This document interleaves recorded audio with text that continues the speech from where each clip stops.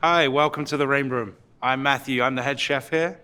We are 30 Rockefeller Plaza at the famous Rainbow Room, 65 floors above Manhattan. I love being at the Rainbow Room, it's so inspiring. The view alone, just looking outside, it's a canvas. We love to paint on the plate, coming in, seeing these chandeliers, the light, that's how we work with the food. We like color. Welcome to the Rainbow Room Kitchen. I'm Chef Matthew and this is Francisco. Today we're going to teach you how to make some red velvet cupcakes. It's Francisco's first time, so we'll be learning together. So this will be the bag that we give you to take home for your children, and you can unveil and make your cupcakes. It's in your bag. You're going to have your piping bag with the tip for you to pipe your roses. Here's all our stuff for our frosting. These are our chocolate balls to go inside the cupcakes.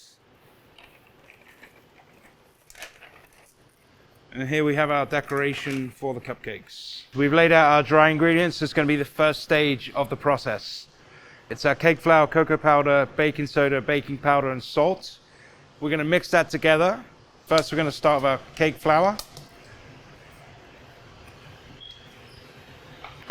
Then we have our cocoa powder, our baking powder, baking soda, and finally the salt. Francisco's going to mix these together.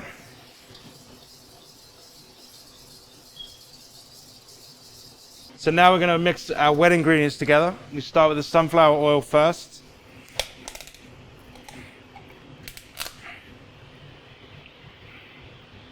Then our sugar.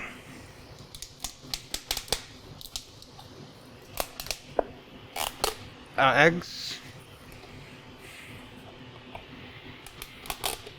Buttermilk, vinegar, and then finally the vanilla. You just want to make sure we get all of that in there. So now Francisco is going to start to mix together these ingredients. So Francisco, we're going to start very slowly, just to mix them together, and then we're going to start to speed it up to get it nice and creamed together.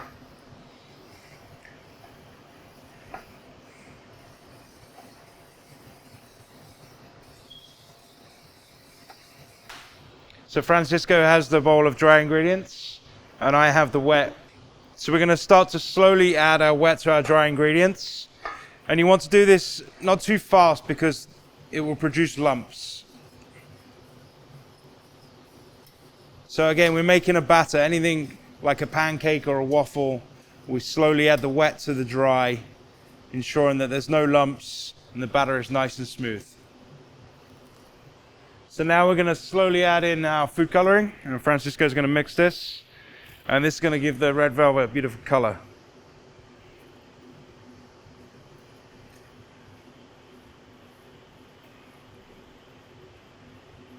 So now we're going to start to fill our cupcake molds. This is what we use here at the restaurant. It's a scoop. If you don't have this at home, you could use a jug, a spoon. It's very simple. It could get quite messy, but it's quite fun. So again, we're only filling these halfway right now before we add the chocolate. And this batter is going to give you about 18 cupcakes. We're going to add our chocolate ganache balls. So we've made a nice, beautiful ganache here with some honey, milk chocolate. And now we're going to add this into the batter before we top it off. If these balls are a little soft, it's fine. You're just adding them in anyway. So it doesn't have to keep the shape, just put it in. You're just going to slightly put it in there. And this really, when we bake these, it's going to add a beautiful, nice chocolate element to the cupcake. So now the chocolate is inside the cupcake. We're just going to top these off just under 4, just before they go in the oven.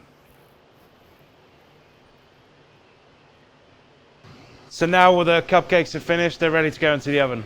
Francisco's going to pop these in the oven at 350 degrees for 25 minutes. So now it's time to make our frosting. If you hand me the bowl there, Francisco. So very simple cream cheese frosting here. We have the cream cheese, the sugar, butter, vanilla extract, and a touch of red food coloring. The red food coloring is optional. So for this here, we are going to use a mixer. If you don't have a mixer at home, it's perfectly fine to do this with a bowl and a whisk. What you do want to do is leave out the butter and cream cheese overnight to soften.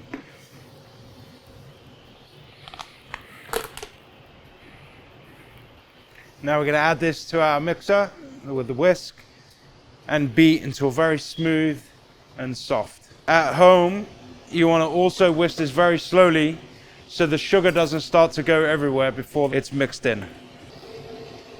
So we're going to start off on a low speed, give that a minute, and then we're going to up the speed so it gets nice and combined and softens the cream cheese and butter together. So now we have our frosting ready. We're going to start to add this to our piping bag that already has the tip inside. So you want to roll back your bag. And we've used a spatula here just to move all of the frosting and get every piece we can inside the bag. So Francisco's going to slowly start to add this in.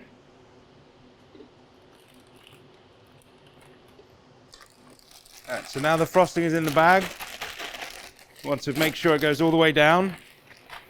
A good trick is to just take your hand, lay the bag out flat on the table and start to push all of the frosting that's at the top of the bag down to ensure you get the maximum possible.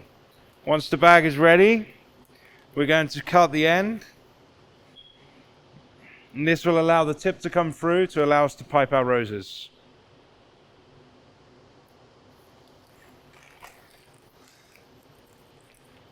So now we're ready to pipe our cupcakes.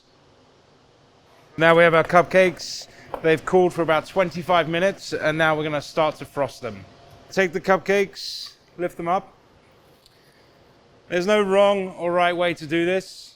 Obviously practice makes perfect. So we're going to pipe a rose shape on top of each cupcake.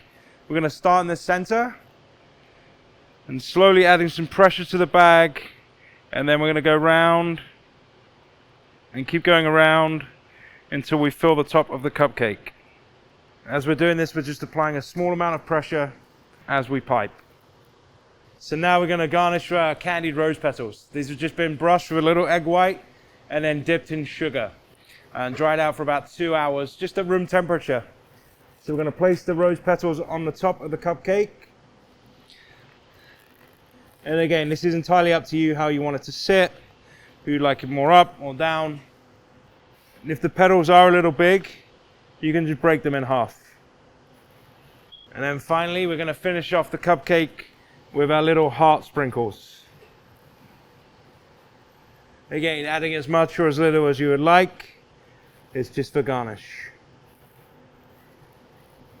And we're going to add these to our platter.